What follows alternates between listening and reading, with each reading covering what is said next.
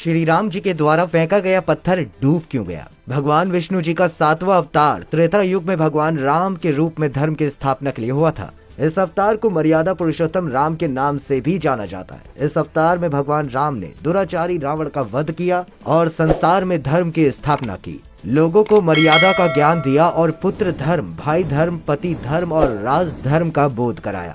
हम सब ये मानते हैं कि जब प्रभु हमें बचाते हैं तो हम भव सागर से पार हो जाते हैं और जब प्रभु हमें छोड़ देते हैं तो हम भव सागर में डूब जाते हैं। इसका उदाहरण श्री रामचरितमानस में स्पष्ट रूप में देखने को मिलता है।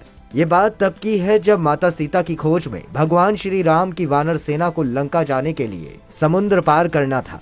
समुद्र देव को पार करने के लिए जब पत्थर फेंके गए तो पत्थर डूब गए। इसके बाद भक्त शिरोमणि श्री हनुमान जी ने उन पत्थरों पर श्री राम का नाम लिखा तो वो तैरने लगे। सेतु का निर्माण सफल हो और वानर सेना का प्रयास व्यर्थ न जाए तो इसके लिए सबसे पहले भगवान श्री राम ने स्वयं विजय एकादशी का व्रत रखा और इस समस्या के समाधान के लिए भगवान श्री राम ने समुद्र देवता की पूजा शुरू की। भगवान राम ने 3 दिनों तक उपवास करके समुद्र की पूजा की ताकि समुद्र अपने बीच से सेना को जाने का रास्ता दे। लेकिन जब इसके बाद भी समुद्र देवता प्रकट नहीं हुए तो भगवान श्री राम को क्रोध आ गया और उन्होंने समुद्र को सुखा देने के उद्देश्य से अपना धनुष बाण उठा लिया और अपना अमोघ बाण चलाना चाहा। तभी भयभीत होकर समुद्र देवता वहां प्रकट हुए और समुद्र पर पुल बनाने का सुझाव दे दिया। फिर वो बोले, प्रभु श्री राम, आप अपनी वानर सेना की सहायता से मेरे ऊपर पत्थरों का पुल बनाए, मैं इन सभी पत्थरों का भार उठाऊंगा। आपकी सेना में नल और नील नाम के 2 वानर हैं जो इस कार्य के लिए सर्वोत्तम हैं। नल और नील के बारे में बगदालभय ऋषि ने भगवान श्री राम को बताया था।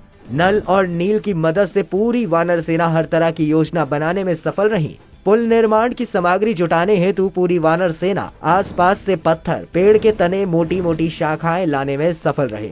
तब प्रभु श्री राम की वानर सेना ने समुद्र पर राम सेतु का निर्माण प्रारंभ किया। पुल के निर्माण में सेना के सभी सदस्य अपना योगदान दे रहे थे। भगवान श्री राम ने सोचा कि मुझे भी कुछ योगदान देना चाहिए। उन्होंने एक पत्थर उठाया और फेंकने जाने लगे तो फिर उन्होंने तभी सोचा कि पूरी वानर सेना पत्थर पर मेरा नाम लिखकर समुद्र में फेंक रही है और पत्थर तैर रहे हैं। यदि मैंने यह पत्थर फेंका और वह समुद्र में नहीं तैरा, कहीं डूब गया तो सेना का मनोबल गिर जाएगा। यह सोचकर भगवान श्री राम उस पत्थर को लेकर कुछ दूर एकांत में गए। जब हनुमान जी ने उन्हें जाते हुए देखा तो वो सोचने लगे कि भगवान सेना से दूर क्यों जा रहे हैं और वह उनके पीछे पीछे चल पड़े।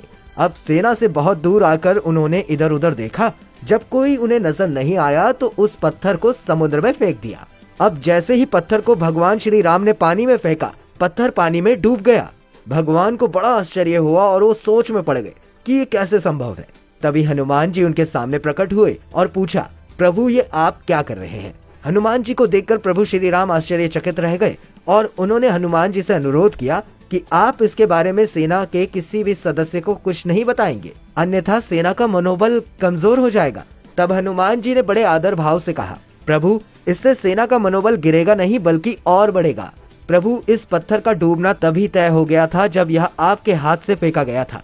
प्रभु वो चीज कैसे तैर सकती है जिसे आप पीछे छोड़ आए? जिसे आप फेंक देंगे उसे कौन सहारा दे सकता है? यहाँ हनुमान जी ने यह बोध कराया कि प्रभु जिसे सहारा देते हैं वह भव सागर में भी तैर कर पार हो जाता है, लेकिन जिसे प्रभु ने अपने से दूर कर दिया, जिसे राम नाम का आसरा नहीं मिला हो, उसे डूबने से कोई नहीं बचा सकता। यह सुनकर प्रभु श्री राम ने हनुमान जी को गले लगा लिया। यही बात मानव पर भी मान्य होती है दोस्तों। अगर प्रभु राम की पूंजी नहीं होगी तो हमारा भव सागर में डूबना निश्चित है। प्रभु श्री राम की पूंजी साथ है तो भव सागर से निकलना पक्का है। आज के समय में आधुनिक तकनीक और विज्ञान के साथ जहां एक पुल बनाने में महीनों और कभी कभी तो सालों लग जाते हैं, लेकिन उस समय राम सेतु सिर्फ 5 दिनों में बनकर तैयार हो गया था। पुल की लंबाई लगभग 100 योजन थी।